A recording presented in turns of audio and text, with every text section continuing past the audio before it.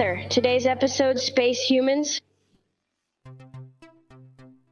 In 2020, a student called Liz thought, "What if we called NASA?" So our tutor Larissa thought we could create a project about space and then call NASA.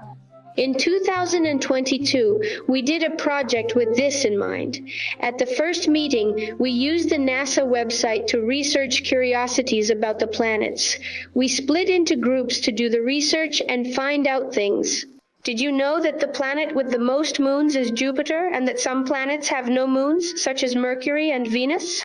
To relax a bit, we read the NASA comic called First Woman, about the first black woman to go to the moon. This is a fictional story. In another meeting, we looked at the scales and units of measurement used to measure the distance between planets and stars.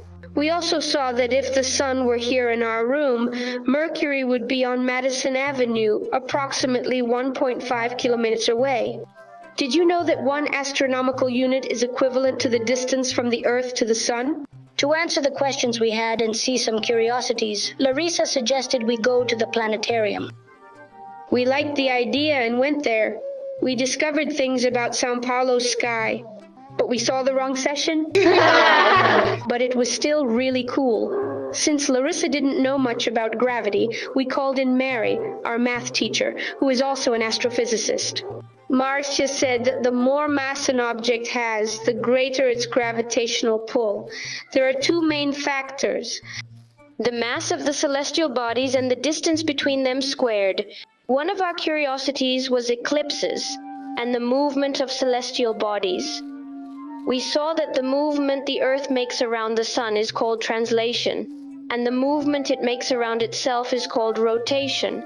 We also saw how solar and lunar eclipses worked. During a solar eclipse, the moon is in front of the sun, and in a lunar eclipse, the sun illuminates the Earth, causing it to cast a shadow on the moon, and the moon is covered by the Earth's shadow, becoming invisible to us.